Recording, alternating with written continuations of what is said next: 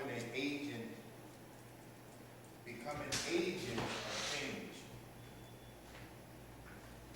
Becoming agents of change.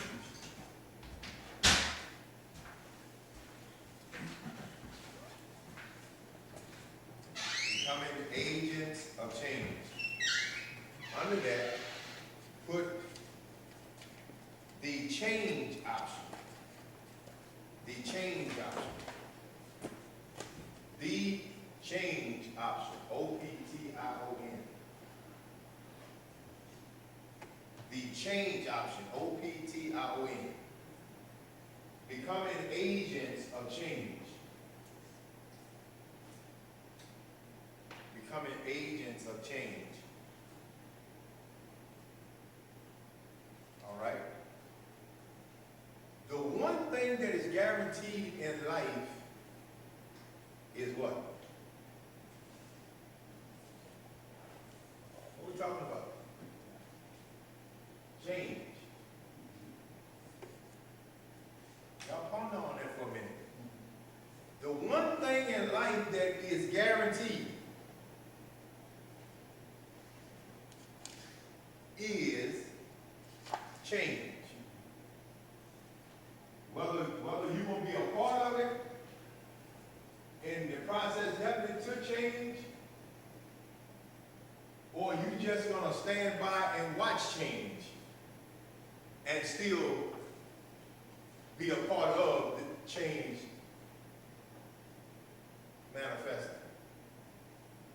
One thing in life is guaranteed, that is change. Y'all got that? Y'all have that? You and I cannot stop change or avoid change. To validate that, all you have to do is look at what transpired with who you are. And that will validate that change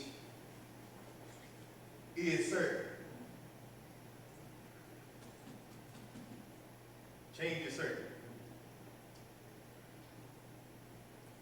Now I need y'all to write this down. You're either gonna be reactive,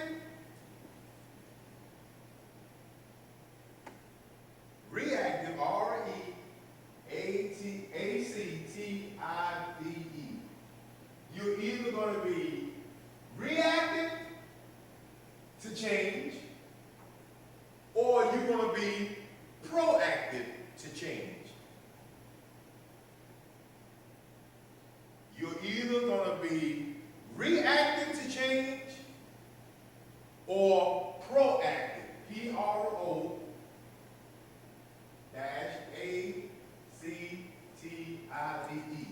Or you are going to be proactive. Reactive is or means something has already happened and you or I are acting on what has already happened. We are acting on it. What is the it? What has already happened. So now we are reactive because it's already happened. See, this is where the church is at. We don't supposed to be reactive. We supposed to be what? Proactive. We supposed to be the one by the Holy Spirit, through the Holy Spirit, by the Holy Spirit, bringing change. And so we find ourselves reactive rather than proactive. They did a study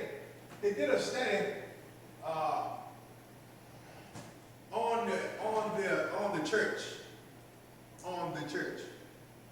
And the study came up that the church is 30 to 40 years behind, if not forward. And so the church is playing catch up. So what category the church falling in? Reacting. Because things that happen, we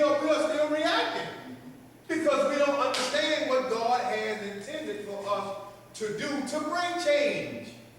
Somebody say bring change. Bring change. When you bring change, you are bringing change for the betterment of not 1, 2, 3, 4, 5, 6, 7, 8, 9, 10 persons. You're bringing the betterment of change for the whole society, whether they want to participate in it or not. And we understand that everyone ain't going to participate in the betterment of change coming. Because some folk just don't like change, don't want change. But we have the categories for people like that. Did y'all get that? Reactive and proactive. Proactive means that you are initiating. You are initiating the change. That's being proactive. You are bringing change. And just like somebody has been doing something for a length of time, and now you bring a solution to a better way of change to get better results faster, quicker, and without using as much energy. See, but then there's the person that loves doing it the same way, that can't embrace change. Because I've been slicing the ham this way, and so I got prone to slicing the ham this way. But ain't nothing wrong with slicing that way, but there's a more efficient way to do it, saving you time and energy. The change can come, but you don't want to change. You don't want change. You don't want to embrace change. So you will always be reactive instead of enjoying being a part of proactive, initiating. Somebody say initiating. Initiating. Change. Initiating the change. Also, we're talking about becoming agents of change, the change option. Becoming an agent of change.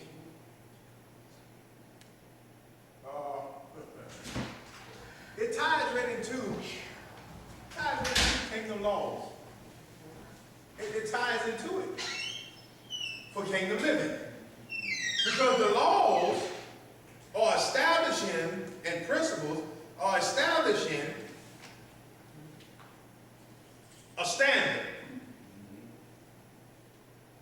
So now, after God placed them in the Garden of Eden,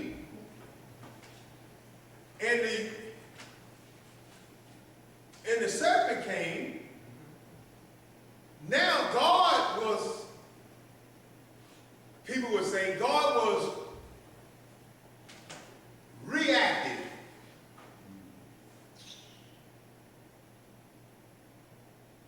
Y'all see that?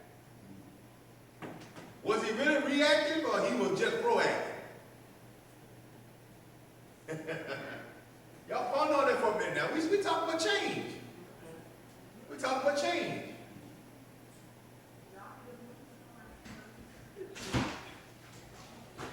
Did that stop God? Did that stop him?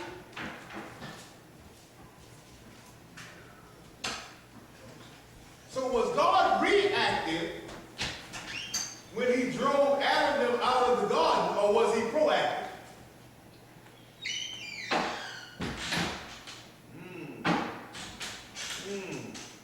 We're talking about becoming agents of change. Holy Spirit will catch y'all. We'll bring y'all back to speed. We're just talking about something in the garden right now, dealing with reactive and proactive.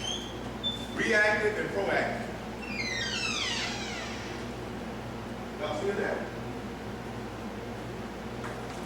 So was God proactive or reactive?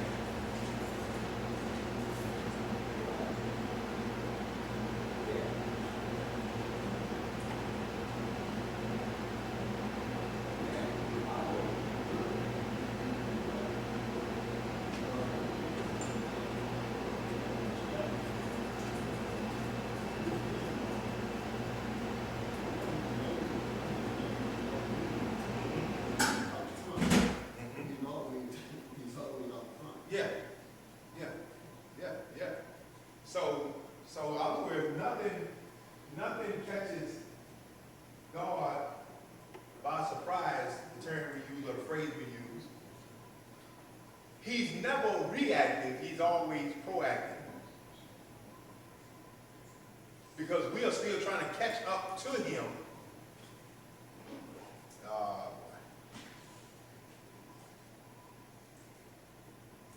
And so we'll tell God to come by here, and he'd already been. Okay. God, come by here, and he'd already passed. He'd have been there and gone, finished, done. All right. So the change option is the one thing in life is certain is what? Y'all have to write that down. One thing that's guaranteed in life is change. All right? So when God tried to bring you and I back to a posture and position of being proactive, don't fight God for change. Oh boy. Why he do it? Why they do it like that? Everybody else ain't doing it because they are reactive. They're not proactive. And you are so prone to being reactive that now God trying to get you back in being proactive, that now you, by the Holy Spirit and through the Holy Spirit, initiate change, but you used to reacting to change. And you always catching up. You behind schedule. And that's where the church has been for so many years. I told them for some of y'all got here, they did a study, and they said where the church is at. Said the church is like 30 to 40 to more years behind. So basically, the church falls in a reactive category and not being the proactive initiators like God had intended it. It's all through the scripture. That's what God was doing. He was initiating change. He was bringing from heaven what he wanted earth to look like and reflect. That's all he was doing. He was being proactive. I'm telling you, you can proactive. Be proactive. Why? Because I want earth. Okay, y'all look at me like I need to make it back. Y'all go back to Genesis 1. Genesis 1. Turn to Genesis 1. Turn to Genesis 1. Turn to Genesis 1. Somebody start reading.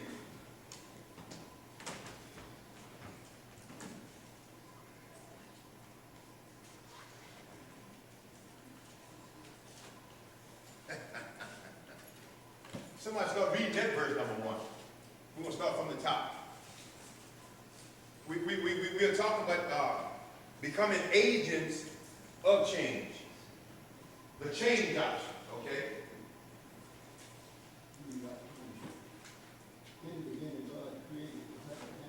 Uh-huh. Yes, sir. Uh-huh.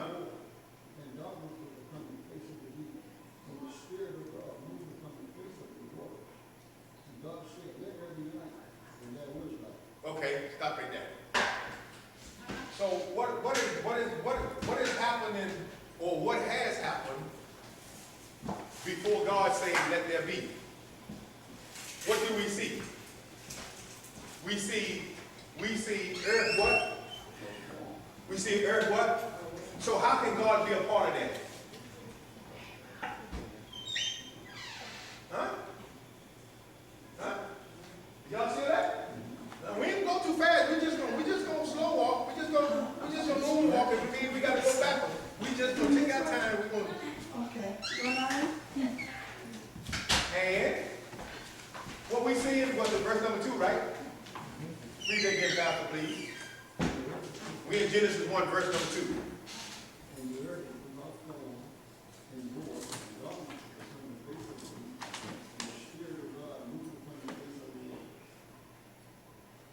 The Spirit of God moved upon the face of the what?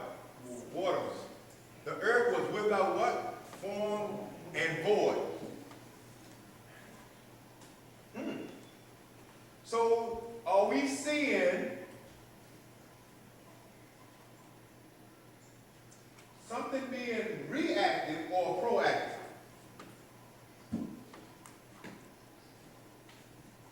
Something is without form and void. That's what it said, right? That's verse number 2. And what was like that? The earth. So do you think God was a part of that? Huh? Do you think God was a part of that? It was without form and it was void. Huh? Anybody want to take a swing at it? Anybody take a swing at it? We just got to learn. We got to learn. We got to let the Holy Spirit to speak to us. Huh?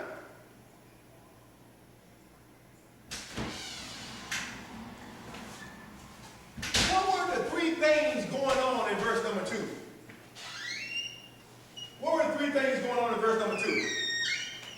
When you look at that verse, what is being revealed to you going on in verse number 2? The 3 things. The Holy Spirit might reveal more to you, but 3 things we see. What was the first thing you see? Without form. What's that? Disorder. That's the first thing. All right? Disorder. What's the second thing? Without form, void. Disorder. Void. What was the next thing? Chaos. Huh? And what was the last thing? Darkness. Darkness. Darkness. All right. Somebody talk about that word darkness. Is that saying without light? Is that meaning without light? Come on, some of y'all we've been over this before. God said, let there be light. Was he talking about illumination? See, you got to understand what's going on here. Oh, what you just say? Darkness was what? Without knowledge, ignorance. Because the sun, the moon, and the stars didn't come up till later on. That's what illuminate. Without knowledge, darkness. See, you got to look at that word too, darkness and light. Light comes with knowledge. The bulb went off. That's knowledge. That's not illuminate your brain. That means that I got that. Ding.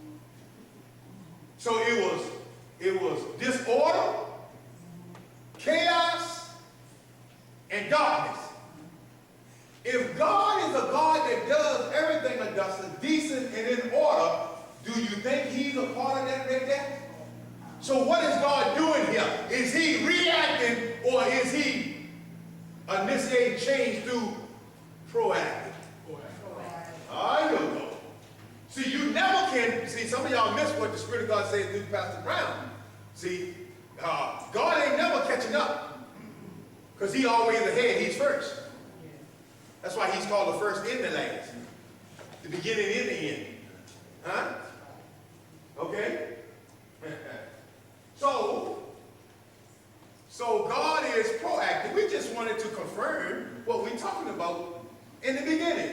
We can go a little further too and see how God was proactive.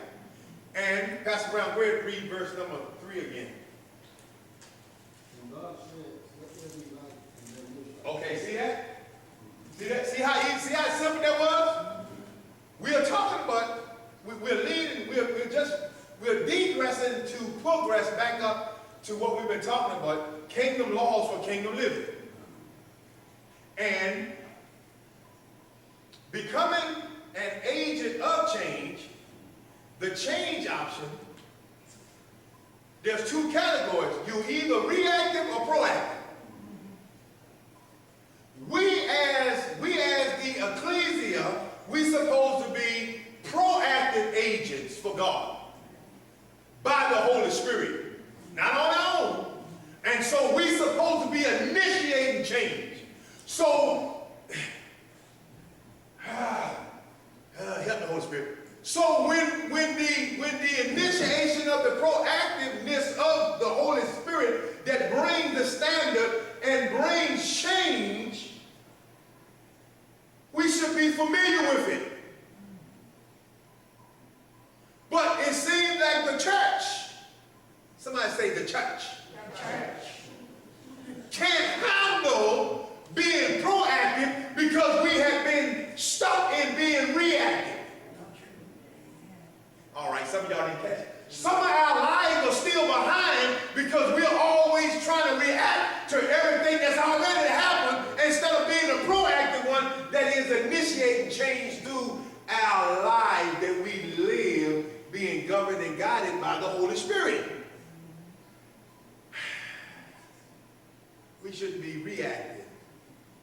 We should be proactive. We are initiating the change, so that means now, if we are responsible for initiating the change, that means that we now are the one that are governing.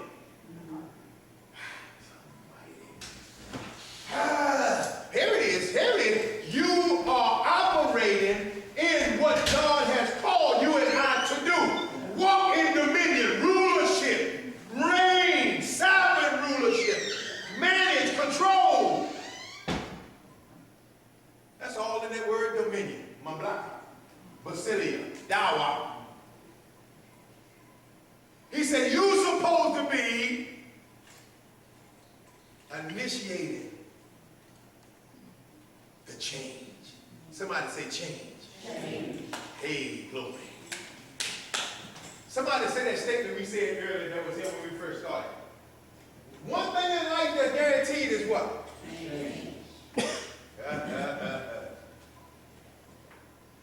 Y'all write this statement down.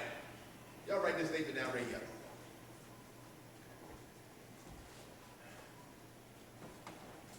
Either you're going to be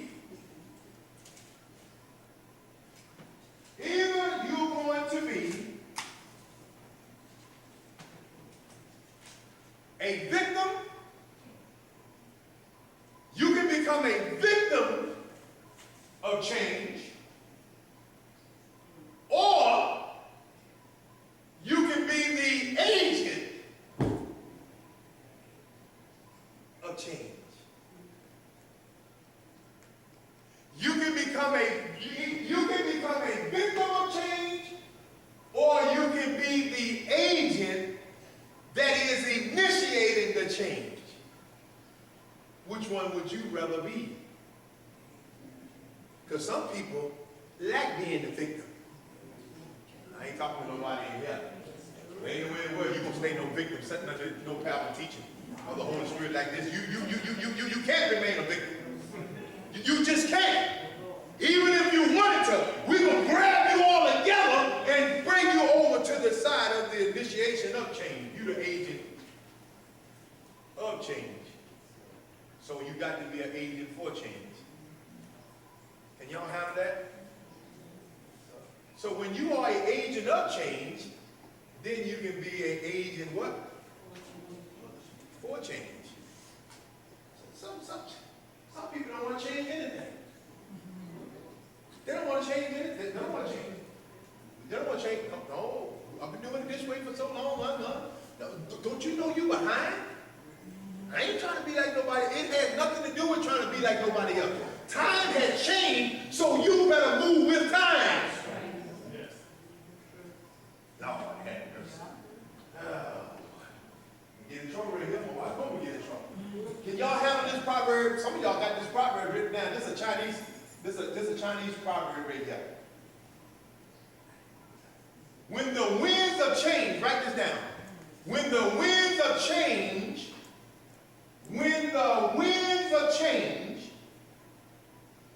that sounds like the same word, don't it? W-H-E-N. When the winds, W-I-N-D-S. When the winds of change, y'all have that? Blow, B-L-O, W. When the winds of change blow, this is a Chinese proverb right here. Comma, some build walls. This ain't the first time some of y'all have heard this, but some of y'all have forgotten it. The Holy Spirit will bring it back to your remembrance. Some build walls. Then some of y'all are thinking now, why did they build walls? because they don't know the purpose for the wind of change that blows. Uh-oh. Y'all got that much? When the wind of change blows, comma, some build walls, or some built walls, comma, while others build what? While others build what? What do you build when now you see now the wind is blowing? Back at years back, what did we see a whole lot of that we don't see today? Say it out, Deacon. Say it out, Deacon. That is windmills. Some understood the change. Y'all got to catch this now. Because there's some truth in this proverb that you and I need to discover. All right, let me say the whole thing, then we're going to unravel this thing right quick. When the winds of change blew or blow, some build walls, comma, while others build windmills, comma.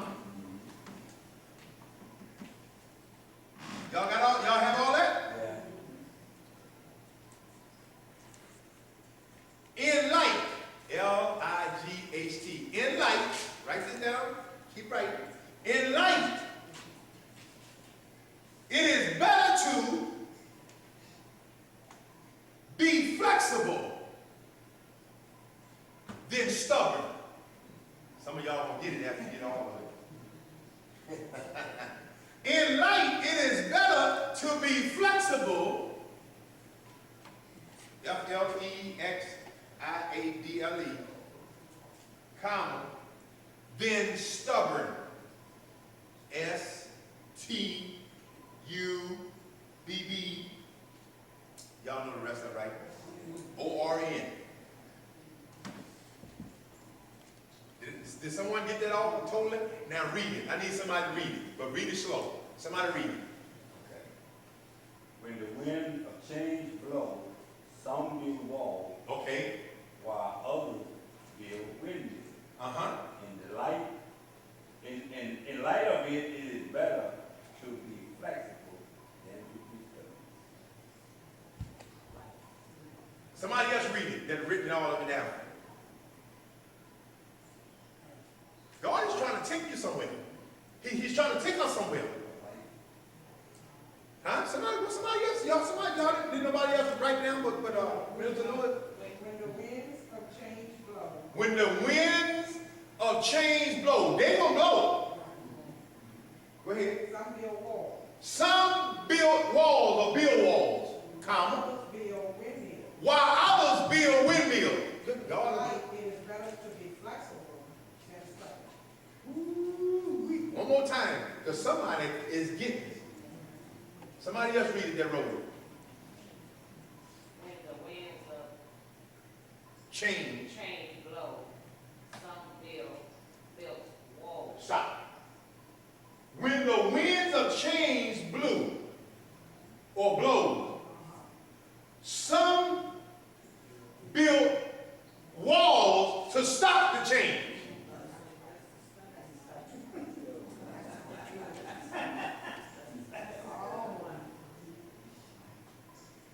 Keep reading. While, While others build windmills. uh-oh, who's the windmills? Thank you.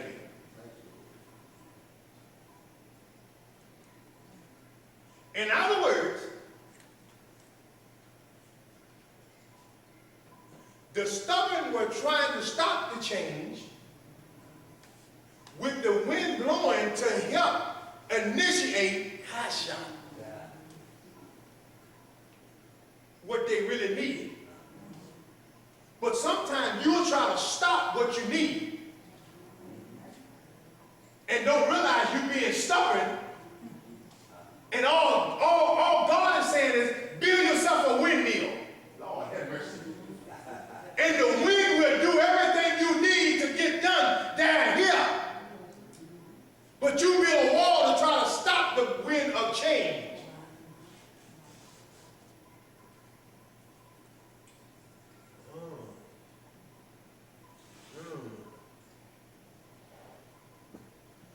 Who was reactive and who was proactive?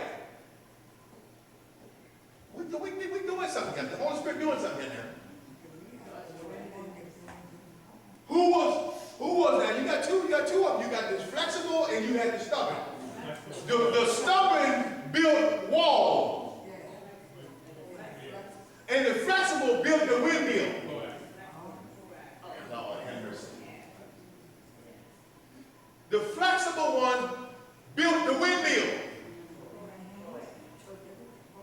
They was moving and initiating with the change. They helped to initiate the change. Because they didn't build a wall, they built a windmill. Now somebody tell us back in years, I'm not too familiar with, I've seen them up. But the windmill, when they built them windmills and put them up and allowed the wind to turn them, what did they use that for too? Huh? Pump water, what else?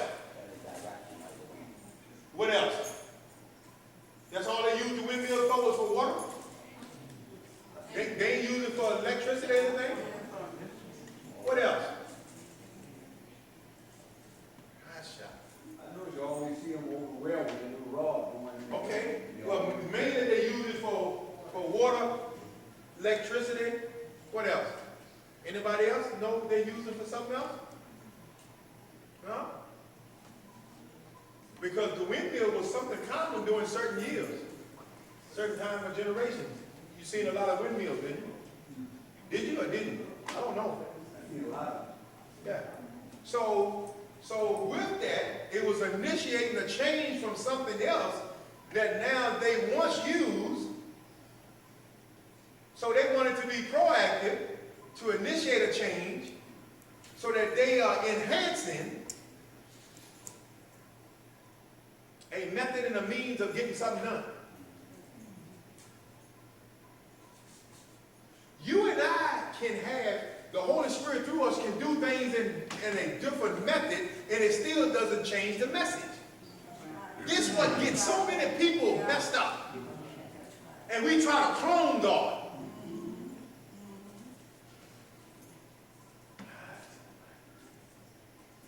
Somebody talk about that proverb. Anybody else have anything about that proverb? Anybody have anything else about that proverb? That's all y'all got on it? But we're talking about becoming an agent of change. It first starts in our lives. Somebody say it starts in our lives. It starts in my own life. I'm not being selfish. Yeah, come on, talk to me.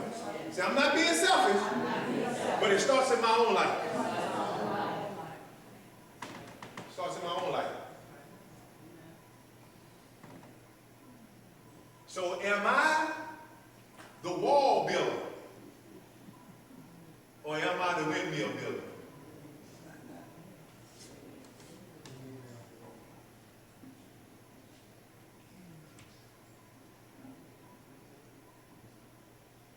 See, this is a self-examination. Yeah, that's all it is. It's not to condemn you.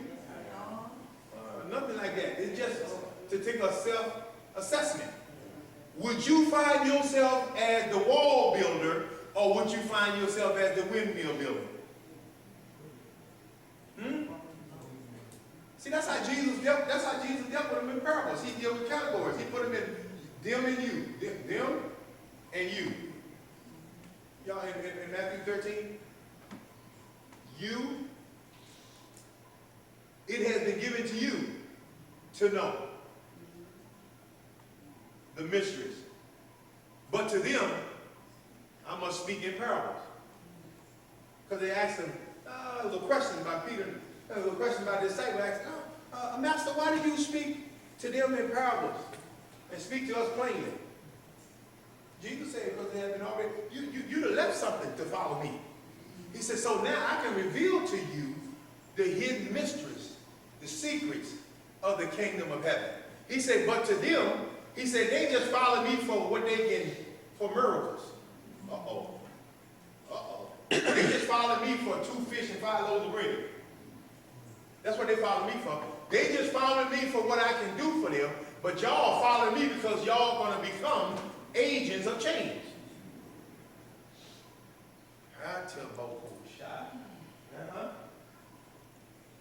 So I have to reveal to you the kingdom laws so you can initiate the change. Because without knowing my laws and my principles, you can't initiate no change. You'll always be reactive instead of proactive. So if you don't know the word of God, how can you be proactive? You have to be reactive. So that's why we come to study the word of God.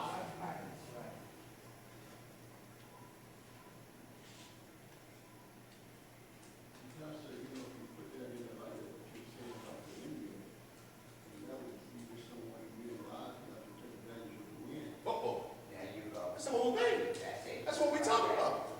That's it. Be proactive and take advantage of the wind. Yeah. And two, Pastor, when you see in the old days, you see a windmill mostly on a farm where there Yeah. was a lot of cattle, Yeah. food. Yeah. Have If you didn't have that windmill, you had to pump the water from either by hand pump or put it on the well with a bucket. But on a windy day, the windmill turned, they had a little rod. You'll notice you go around to these little farms, you probably see some of them now. They have a little rod going in the well. When that wind blows, that finger, the little rod will go up and down. Yeah. Pump the water. So making it easier. Like that. Making life easier. That's what they are. Go ahead, Black. And another thing also, it depends on the way that the windmill point, to tell you which way the storm is coming. Yeah, okay. Okay. Yeah. Okay. Yeah. All right.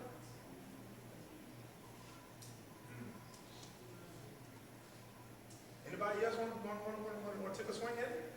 It's good. That's great.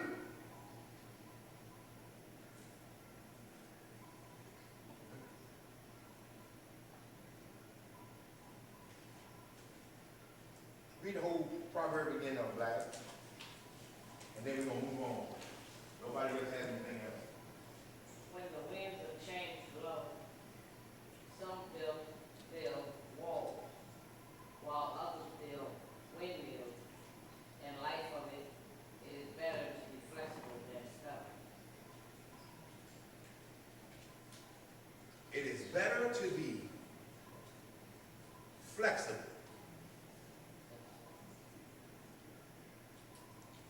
than to be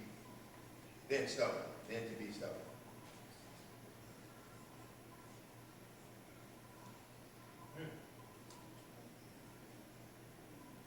So if you and I are the initiators through the Holy Spirit of change, we always have to remain flexible for whatever He want to do. And don't you try to figure out before you be flexible what He want to initiate. Because it is certain that He's going to blow. So in order to stop the wind, I'm going to put up a wall because I'm not ready to be flexible enough to go with Him to initiate the change. So I'm going to try to stop it and be stubborn. Lord have mercy. And you miss out on all of the advantages that now the wind that is blowing brings. And now the Holy Spirit say, be proactive, and now allow the revelation to manifest and build a windmill. Don't just allow it to blow, because by it blowing, it has a purpose. And nobody really had grasped what they can utilize the wind blowing for. Do we have any windmill builders? Oh, have mercy. The world is waiting for you and I to release the potential that's lying dormant, but you can't be stubborn. You got to be flexible and say, God, hallelujah. I know with you all things are. See, you just took the limits and the cap off it. But then now you got to get past me, Lord. See, that's what stops us. Me, Lord. Little old me, Lord. Huh? He said, hold on now. No, not little you. He said, you are a mighty woman of. I'm going to let you fill it in.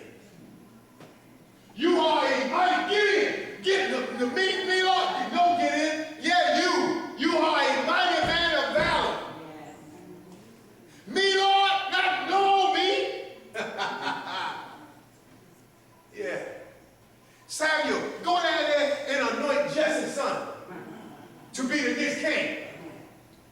And see, some of y'all don't realize that Jesse had a little manipulation in him too, because Samuel told him to bring all of his sons. Yeah. Y'all, That's right.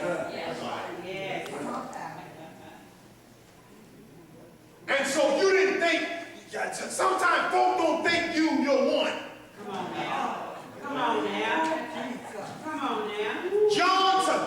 After John the Baptist got locked up in prison, he sent a disciple to tell Jesus, are you the one or should we look for another? Are y'all in the word? Yeah. That's right. You know, Pastor, then too, sometimes we are our own worst enemy because we know what is inside of us, but we're so afraid of what somebody's going to say or think instead of getting out of the box and getting out the boat. You know why? Because we are looking for affirmation and confirmation for everybody else instead of God. And God dealt with Jesus after John the Baptist baptized. He said now all you need is affirmation and confirmation. Because after John the Baptist baptized and Jesus came straight with, it said the heavens opened. Y'all know the story. Y'all know how it goes. And a voice from heaven said, this is my beloved son in whom I'm well pleased. So you don't need no other voice to confirm or affirm you. I have just done it. And now I'm going to seal you. You don't need no other voice. I didn't call you to fit in. I called you to make a... Right. Amen. Woo.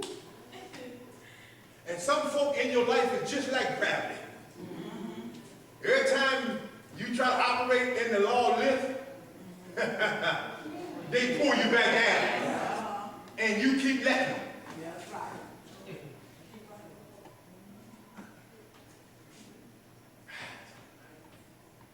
Why? Because there's something in you, whether you realize it or not, that you had to offer to this generation and the next one.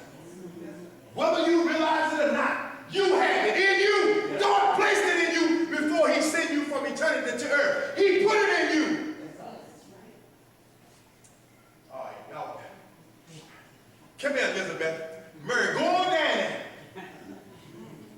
And while she's in her 6th month with John the Baptist, Mary, I want you to speak to Elizabeth. And it's going to be deeper than just a salutation. And once Mary spoke, it was a spiritual connection. They say, John leaped. God have mercy. In Elizabeth belly. Because Mary was carrying God Almighty, the Messiah, the Christ, the anointed one, the King. And they say, John leaped right there. John was filled. John had that hope. What is it when you get around the right anointing of the Spirit of God that makes what's in you leap? See, some folks don't want to. Because they're content, they're complacent, they're satisfied. That's status quo. So every time the wind of change blows, you try to build a wall. But you say you want to change.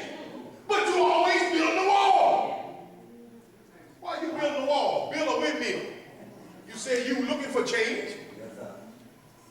Huh? Get a revelation. Joyce and build a windmill.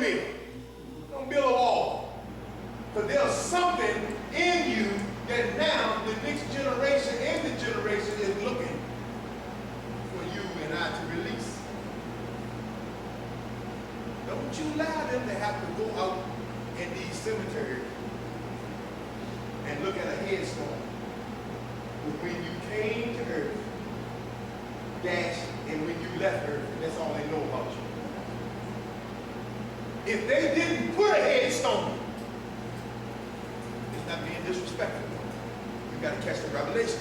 If they didn't put a headstone where they put your dirt suit back in the ground, can anybody know that you was in the earth or not if they didn't put a headstone there?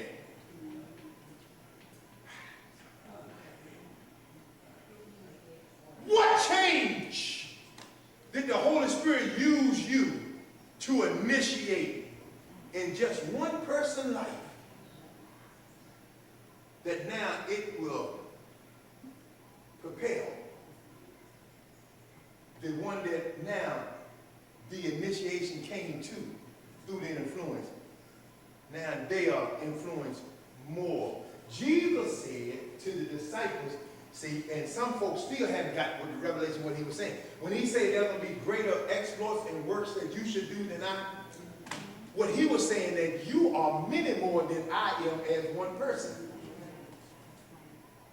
So greater, Lord have mercy. You can do greater. But we just, there it is, we stuck at church. More, I'm trying to hear myself, man. Much as I'm trying to hear myself. We are still stuck at church and having church. And if you don't have church, you're the change. Why is it no? It's God saying, when you get tired of just having service? What are you doing up there? Is there an initiation of change? Is anybody expecting the winds to blow?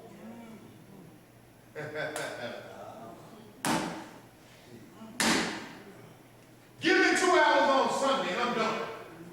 God, that's all I. We the head church and God say, stay home. Just stay home. Just stay home. You shouldn't say that. Because you give people excuses when they want to stay home anyway. I want to stay home anyway. Because I'm telling you now, there's going to be a great distinction. It's ready to be some separating. You had to go there, didn't you? We talking about the agent of change, right?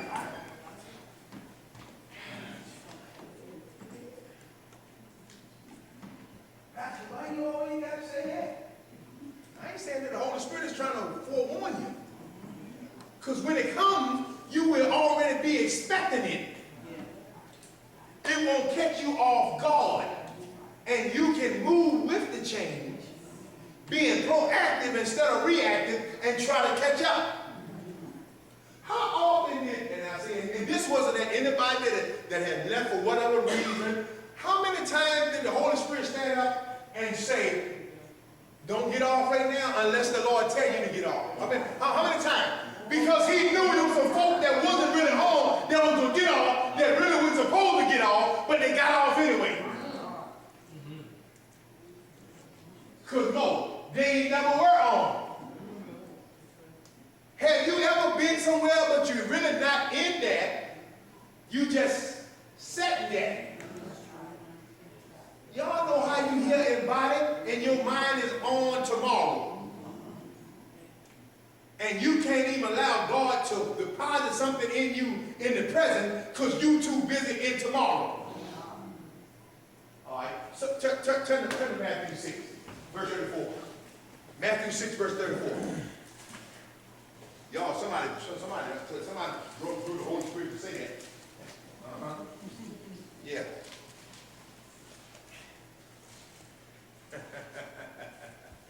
Oh, glory. Somebody say glory. Glory. Somebody say glory. Glory. Somebody read verse 34. I heard y'all there already. Read verse 34.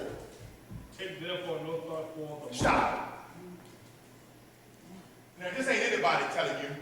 This is Jesus saying, take no thought for tomorrow. Okay, I know some of y'all saying, What you mean? We got to think. He said, take no thought for tomorrow. He's trying to get you to eliminate your thoughts.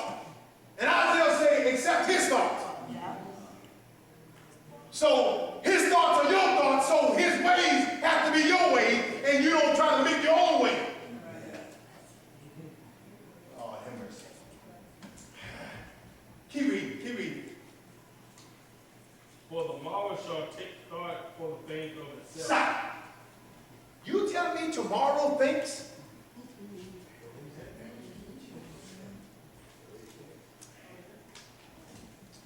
You telling me? Read that part again, preacher. For the morrow shall take thought for the things of itself.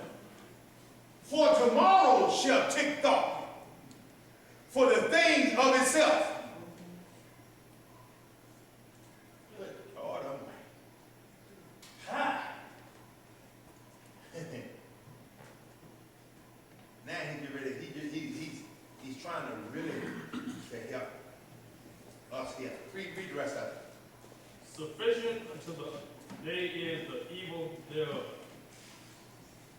He said, stay in the day. He said, it's enough evil in the day. And the evil that's in the day is sufficient. But you don't have to ponder on the evil, because good always overcomes. Huh? If goodness and mercy is always following you, you ain't got to worry about evil. Y'all ain't get it. Psalm 23, goodness and mercy shall follow me all the what? So he's saying, don't even take thought for tomorrow. Tomorrow will think about the things for itself. Y'all, Lord, maybe the Holy Spirit just went up there too far. But that's on the surface. He said, goodness and mercy shall follow you all the days of your life. So if goodness and mercy is following you, you don't have to worry about evil. Nor do you have to worry about tomorrow. Here it is. Since some of y'all ain't, I'm going to pull you. I feel y'all working me now. I'm going to pull you. He said, if goodness and mercy is following you all the days of your life, he said, when tomorrow comes, goodness and mercy is waking up with you. Some of y'all haven't experienced a good day in so long, you don't believe that it's happened. That's why you ain't shouting. You ain't got to shout glory, because goodness and mercy follows me even with evil. Y'all better talk to the Holy Spirit tonight. He's trying to help you. That's why you got to get in the Word. You can't be moved by what you're dealing with. You got to know goodness and mercy, where you at. Goodness and mercy say, no, where you at.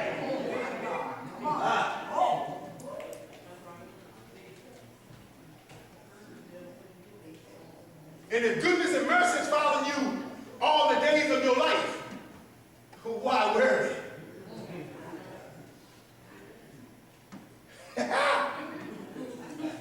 Why even worry? Because you don't know that you don't have to worry. So, when Jesus said, let not, he said, I already positioned you to let not. But I can't do for you what I've already done. You got to do what you need to do, and what you can't do, I'll be God. Let not your heart be troubled. So if your heart gets troubled for anything, he says, because you let it. Boy, come on.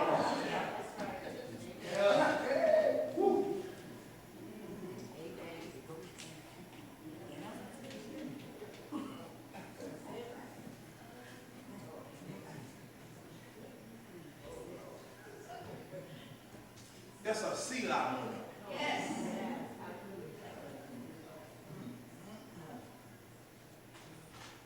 You know what? Y'all know what? so much that when people see you show up, they already have a perception how you supposed to be. And when you are not like their perception has been shaped for you to be and acting, you look so peaceful. How are you so peaceful? They don't really tell you, Mother Smith, the conversation that they'd have had with somebody else that will cause, because they're not in a place, Lord have mercy, with the Holy Spirit like another person is, and a person can be going through hell. Well, no, I can't say that. They can be going through 18 double hockey sticks. And they can be in peace. And your perception says, I've heard, because people love to gossip, I've heard and lie. I've heard that this is going on, that is going on. How in the world can she be so peaceful? Because she got a revelation of the word when it said, let not your heart be troubled.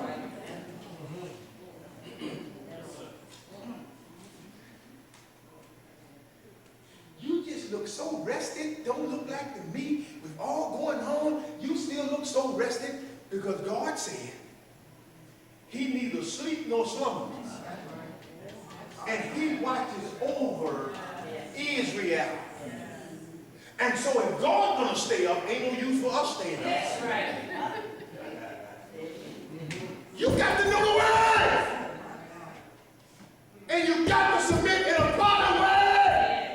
Because folks want you sometimes to act like they act. You can't never get them out of character. Because sometimes you can go in the temple and whip folk and still be in character. And drive them out. Because they're making the house of God to become a den of thieves instead of a house of prayer. I ain't know Jesus had a side like that. Don't mess with him. Don't mess. No, he said, I'm still, here it is, orderly chaos. I'm going to go up in this temple and I'm going to drive those money changers out of them. But guess what? It's orderly chaos. It's a righteous indignation will. Folks look for you to get all the pieces. Did you just hear what's going on? Hold on. What did God say about that situation?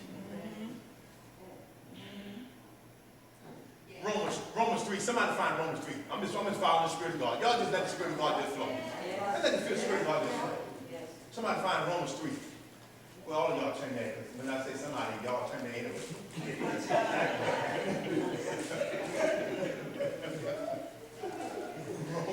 Romans 3, verse 4. Somebody read verse 4. Somebody read verse 4 quick. God forbid, let God be true. Oh, what did it say, Kimmy? Let God be true. Let who be true? God. And who else? But every man a liar. Stop reading there. That's Romans 3 and 4, the A clause. With the A clause, that's the beginning of it, right? God forbid. Let God be true and every other man a liar. That's in every area of life. Read that scripture found in Numbers. God is not a man that he shall lie, neither the son of man that he shall repent. If God said it, won't he do it? So, when he said, let not your heart be troubled, let not. So you shouldn't let your heart be troubled.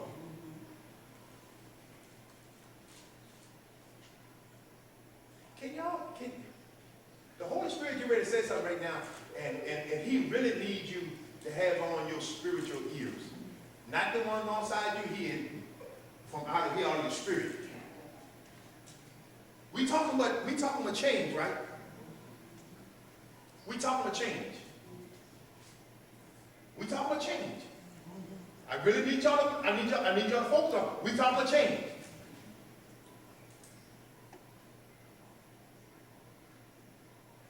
If you and I are going to be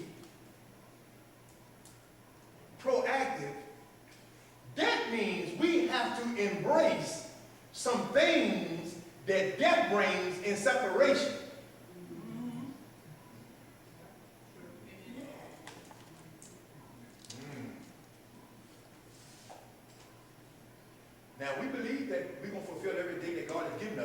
But have you, for us that have spouses, have you already the foreplay, not having your spouse with you?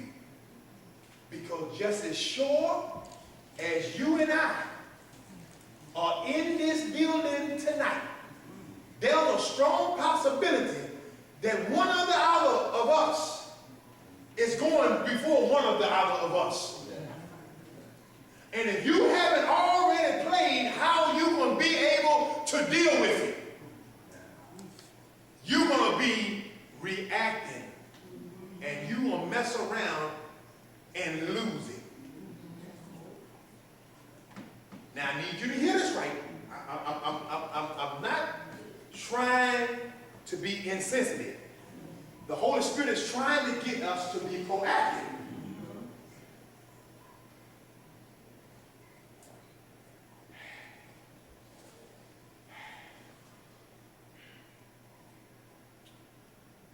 Because when certain people leave our lives, there's a change.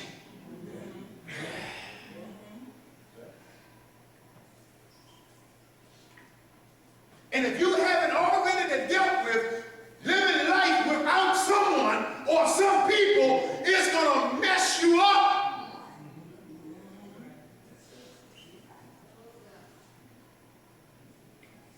I'm telling y'all, the Holy Spirit told me to share this with y'all tonight. He told me to share. That's why I say, unless you can't be here, you shouldn't miss anything. I'm telling you. Sometimes I look back and some of the things the Holy Spirit give me, and I know it wasn't me. I didn't conjure this up. And to see what takes place, and then people still be reacting.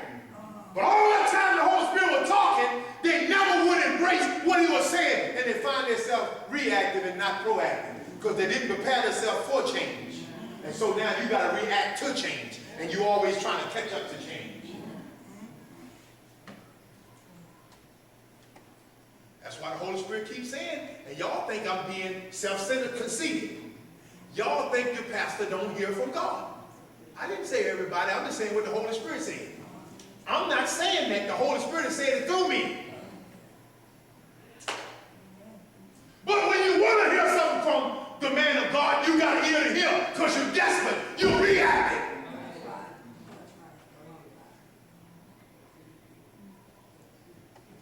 But all the rest of the time, you don't want to hear nothing. But when you get desperate, then you want to hear something. And God say, I've been talking to you the whole time. Now you just wouldn't proactive. You wouldn't in a posture to hear.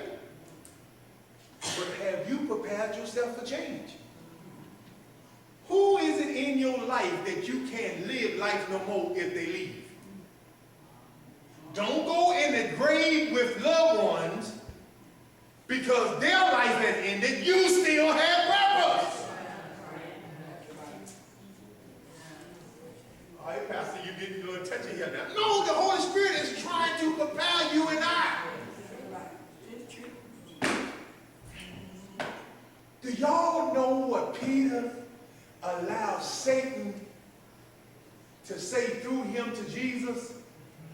Y'all already know we talked about last week, I believe. When Jesus told him what was going to happen to him, and Peter was looking at, no, man, ain't no way in the world we're going to be able to make it.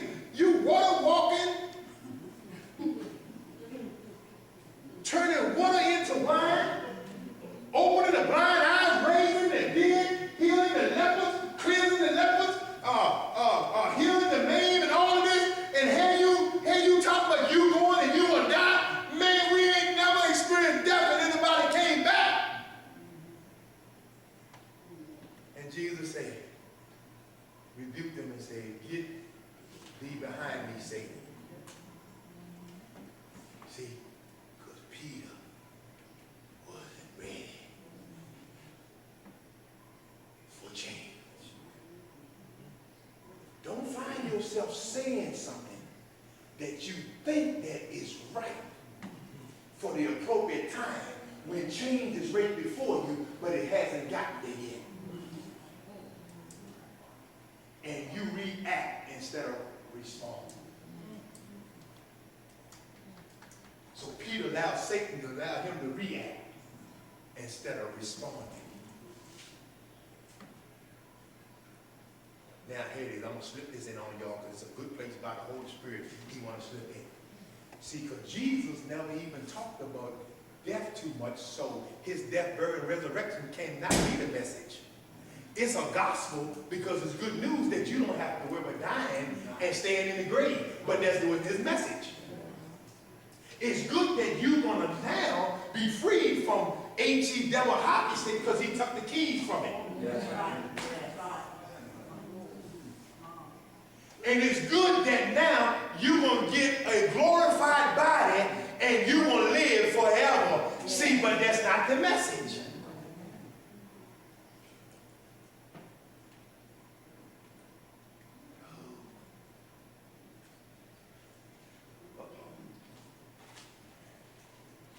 Somebody say change. Change. Somebody say change. Change. Somebody say change is certain. Change is certain. So you might as well start adjusting.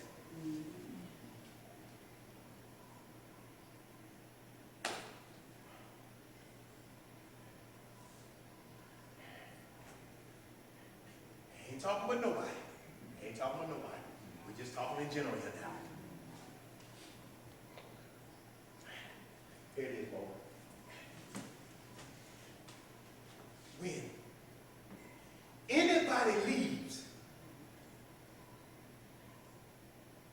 if they are more important or valuable to you than the Holy Spirit and God, you best to pack up and leave with them. But when you understand the nature of people, because if they left Jesus in John 6, how do you think not that along your journey in destiny, that there's not going to be people, not a person, people, that is not going to stay on the ship for whatever reason. And if you haven't already dealt with change, it's going to catch you off guard. That's why the Spirit of God always tell y'all, just let me know what you don't want to do. Because I already replaced every one of you. See, you heard that wrong now. Now, see, Pastor, you going on? You going, no, the Lord has already replaced you if you decide to be artificial. And pull yourself out of the body. Because he got many members that he's still grafting in.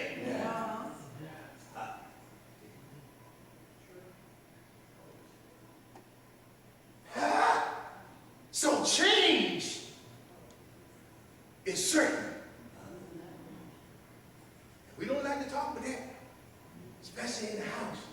When people leave, they got to have a reason. No, they don't. They find a reason to blame everybody for them changing. Just change and be happy.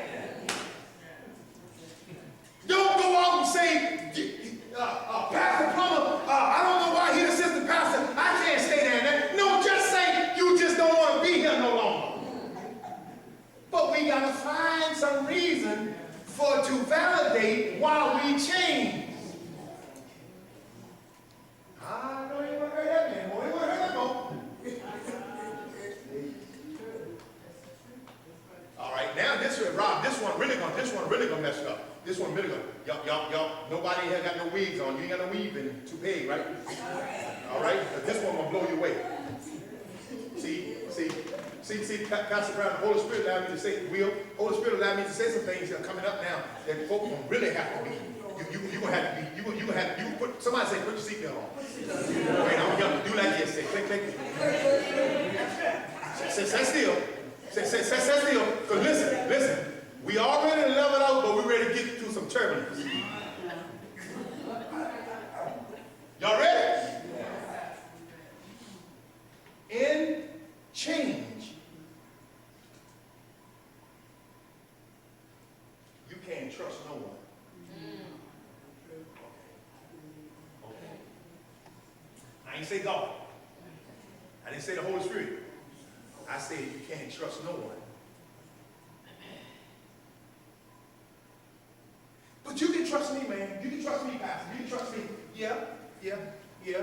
I trust you as far as the Holy Spirit said to trust you. Hold on. So you don't think I'm just saying you can trust me.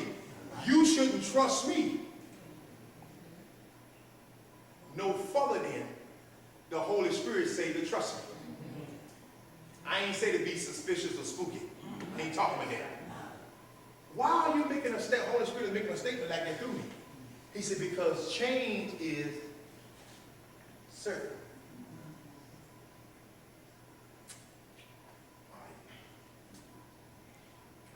Jesus said in John, when he was about to leave, he was telling him he was going to leave. He said, the Father is not going to leave you comfortless. He's not going to leave you as orphans. He was saying, don't you now, and some of them still done it. Some of the disciples still done it. He said, don't you now go and get nervous in the service. Once I die, you will see me resurrected, and I'm going back to be with the Father. I'm telling you now, and he's going to send another. So he's telling you, I'm preparing you to be proactive for change when the person of the Holy Spirit comes and take his place. So even though, here it is, even though you don't see me no more, I'm still there. But you can't desire to go where I'm at now because it's not your time. I got to come back and get you. But you got to be able to handle change. What are you saying? Holy Spirit said you can't trust. You can't get to a place to trust no one because change is besides the Holy Spirit. And when I say trust no one, it don't mean that you don't have confidence in an individual. You don't respect their character. I ain't talking about that type. I'm just saying change. Change. And so when the change comes, if you put too much trust there, can you make that transition when the change happens?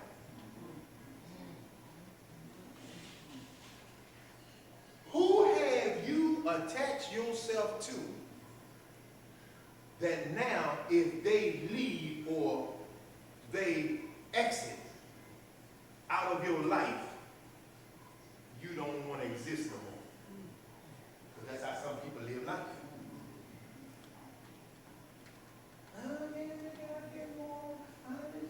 Really? Hold on now. You got to move on.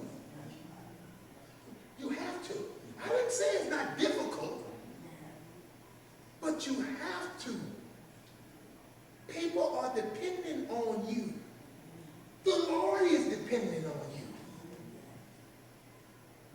Somebody say change. Change. Somebody say change. Change. Somebody say change is certain.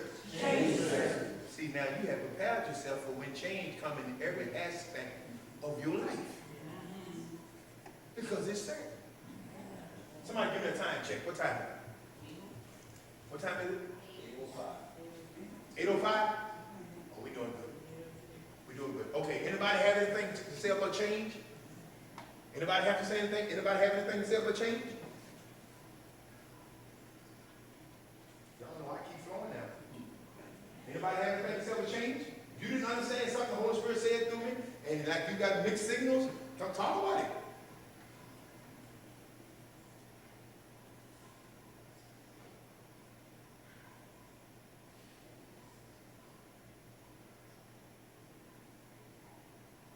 Nobody have anything? Anybody want to add anything about the Holy Spirit? Nobody. Okay. So either you want to be a victim of change, you can write this down if you have to write it down. Either you and I are going to be a victim of change, or we're going to be the initiator of the agent of change.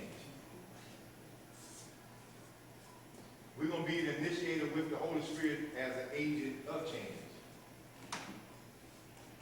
Either you're going to be a victim of change, you will find either two categories, two places, two positions, two postures. You're going to be a victim of change, or you're going to be a part of the Holy Spirit's initiation of the agent of change.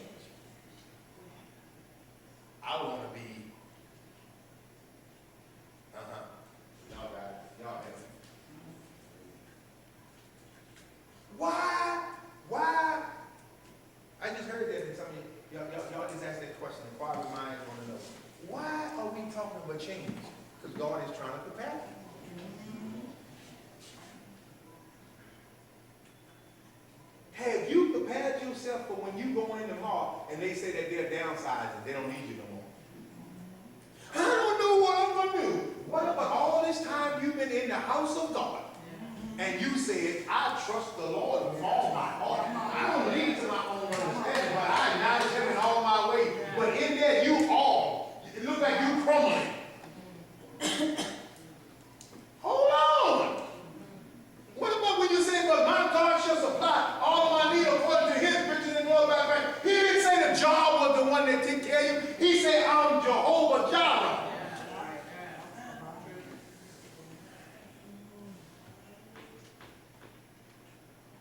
That man, I'm getting in trouble now. That man walk out of your life. That woman walks out of your life. Listen. Don't worry about that. Hold on. I'm going to help you by the Spirit of God.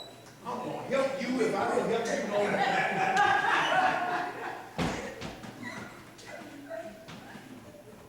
You can't worry that they lost out by leaving you.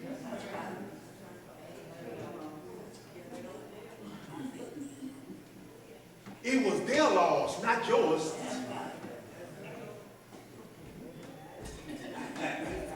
See, you got to know how to change with God. Stop trying to make people stay and let them fly. Let them, if they want to spread their wings, let them fly.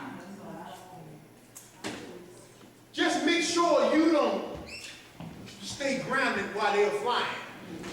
You start flying too. You keep soaring. Don't you come down and ground and park. And then look at them flying. Look at them. They know that they need me. They going on flying. You lay there and look at them flying how they need you. They ain't even thinking about you no more. All right, I know. You have to be prepared for change.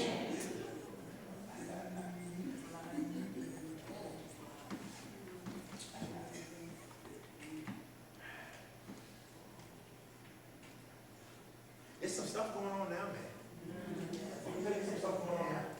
Listen, you to raise your children as well as you know how to raise them.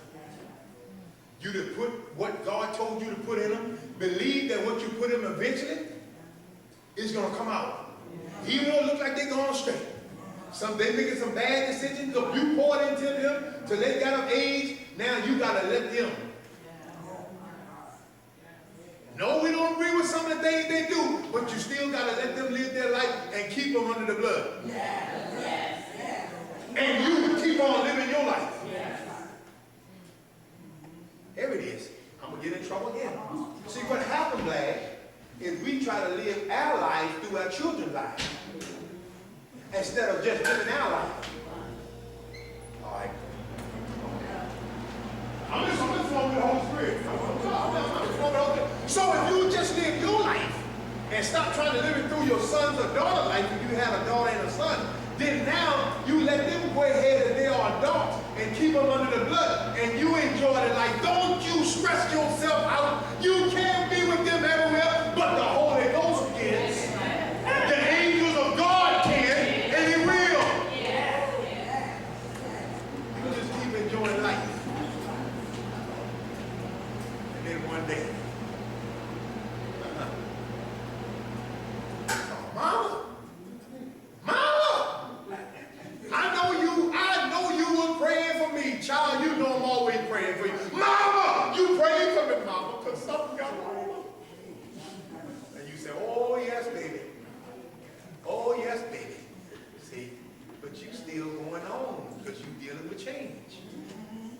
dealing with change. Hey, here it is. Here it is. I got to get up here.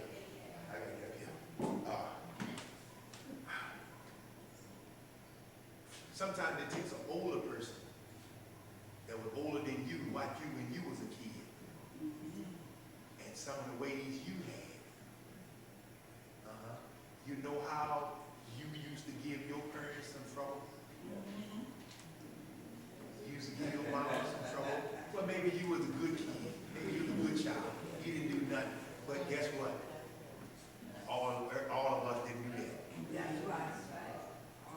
All of us didn't do that. So now, when God allowed us to have kids, you wonder why.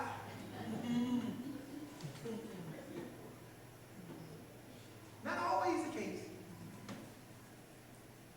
Because we got some excellent parents in here. And you can't base your kid being good based on certain glimpses of their life. Because one thing about God, He can erase your whole entire history in one moment of time. And people can't understand that, but God does. Because folk, even when they stretch you across that, I can promise you, because we got this negative notation, they going to remember old Jake. I tell you what, that old Jake boy, everybody talking he a meek man, but I remember old Jake because that's just the nature of people. It's just that they got to go fish up your bag. But they don't want to talk nothing about you good. Now let me help you. Let me help you, embassy of New Jerusalem, citizen. Why is it that all of the good that the Holy Spirit and God does through this church of the people, that some folk only focus on the negative? I'm yet to figure out, Joyce, all the good, not because of us, but because of the Holy Spirit, that's being done abroad. Why is it you don't hear nothing but negative? Because you got a bunch of people that don't want to change. And they know how to stay on negativity. And you know what you got to do with those type of folk? What you say, Dustin? Oh, Lord. I didn't say stop loving them.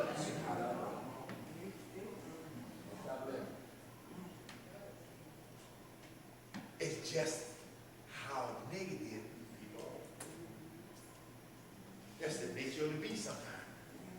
I don't care if you do 50 things good, right? That one thing you do that's not good and right, they'll bring it up every time they see you. Have you ever run into people that they know you ain't the same size, you change? Some of us can remain the same size, but some of us pick up a little weight, and when they see you, they always good to see you. Oh, you picked up a little weight. Have you looked in the mirror? Have you looked in the mirror? You see what I'm saying? Always good to see you, but always pointing out something negative. Right there, you say, I got you. You ain't got to be in the journey. All the good things that they going to say about you. Picking up a little weight, ain't you?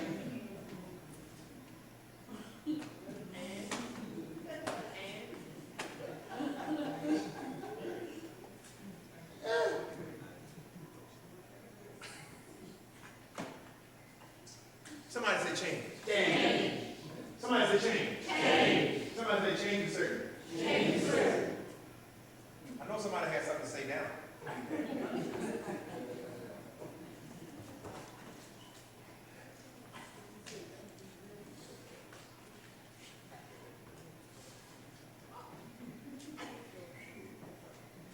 You know they give, go ahead, Joyce. Come on, Joyce, go ahead. Go ahead, we tell them we are. Huh? Go ahead. Well, that's all right, go ahead. Go ahead. Doesn't say you got something to say. Go ahead, Joyce. I'm grateful to thank the Lord for my journey. Yeah. I can say the Brown have definitely been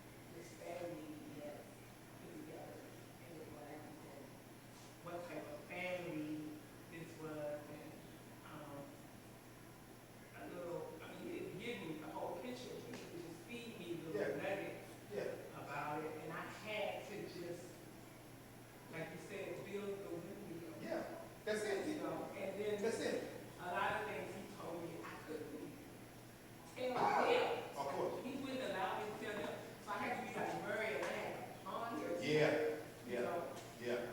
with this whole thing. And am I pondering, you know, I would like, the only way I could ponder it was just almost forget about it. You know, just watch it play out and just, you know, Yes. be solid and but at the same time, that scripture about doing your reasonable service always stick with me. Yeah. When trouble comes, you know, Yeah. when things happen, but he says when,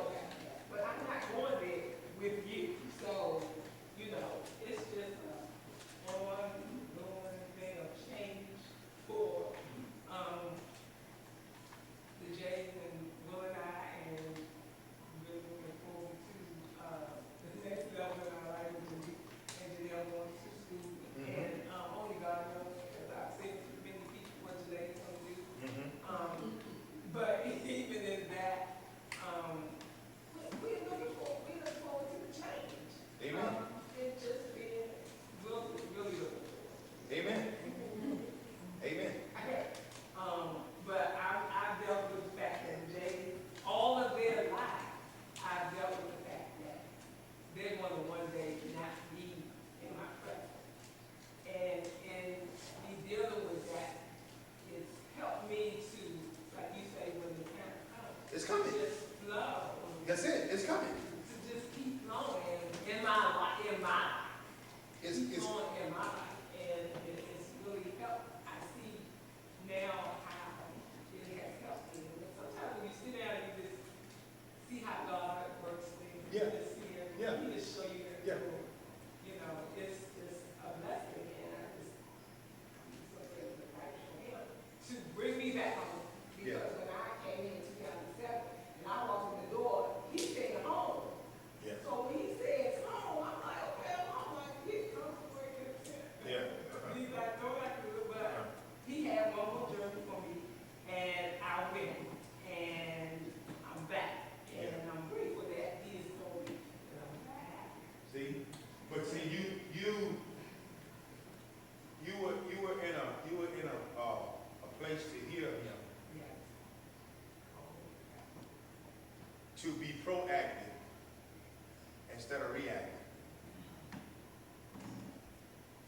And so the change involved the process, but you were ahead of the change. When I say ahead of it, because you heard God, so he was gonna process you with the change, but the change didn't move you to a place where it paralyzed you. Now, y'all catch this right here, because why the Spirit of God was talking through Joyce is that some change will catch you unprepared. But you still can be proactive instead of reactive.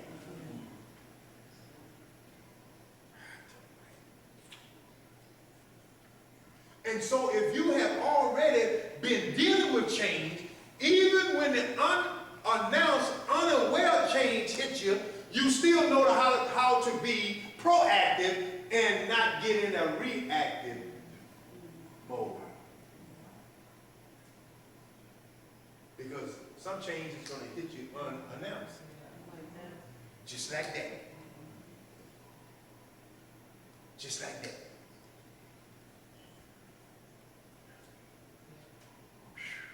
What was also helpful was reading. Now I'm going back to the Bible because my parents Yeah, blessed me to the book. yeah, Go back to the word. yeah. And I'm going through the word now, and it's like, in the Old Testament, when the Jews were traveling, and it always says, every time I read it, I highlight it. And Yeah. God goes before them. He always does.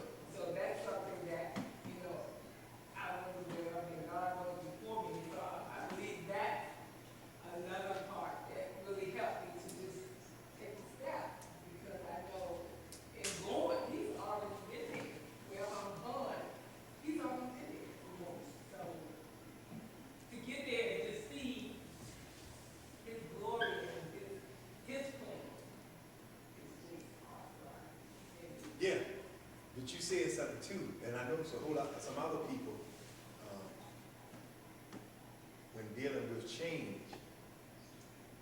Change can be a frightening experience as well as a challenging experience, because we like to be in a place of familiarity with everything. So we feel as though that now we got everything under control. So when change show up, now you got to either react or respond to what now you don't have control of anymore. And so you started bellying. See, some folks do that all the time, but they don't just do it outward. They're doing it inward, and it messes them up, because when they don't vent what they are dealing with on the inside, it's going to tear them up. And see, God already said, peace, be still. I've been there before it showed up.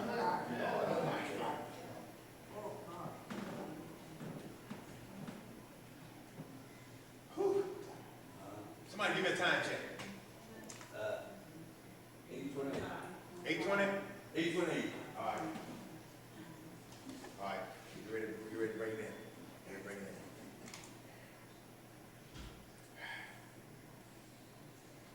I got some more. Let me give you all these four areas. Let me give you all these 4 areas, and then we are done. We done. Okay, y'all write this down. Y'all already got. You can become a victim or an agent of change.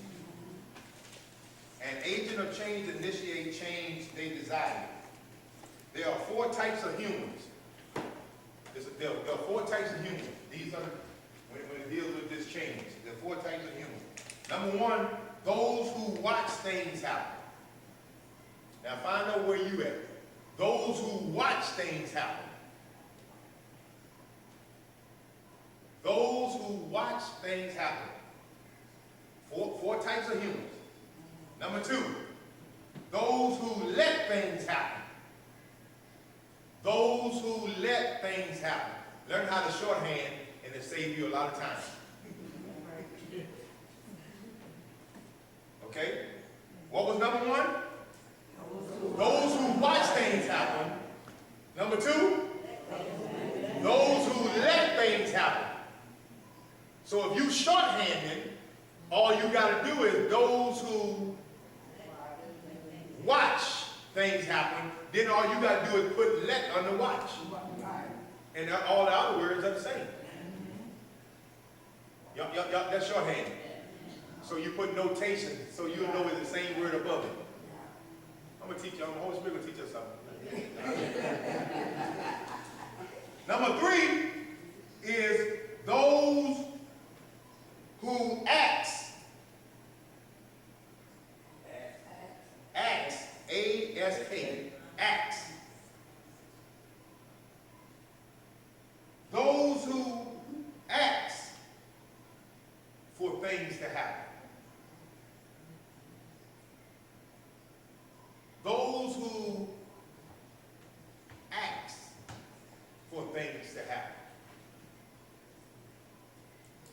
And number 4, those who make, M-A-K-E, things happen. Those who make things happen.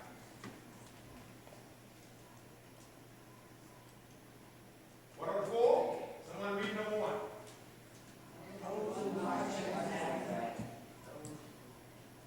Those who watch things happen. Number 2. Those who let things happen. Number 3. Those who have things happen. And number 4. Those who make things happen.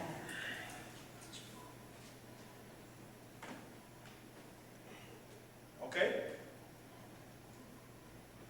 Becoming an agent of change, the change option.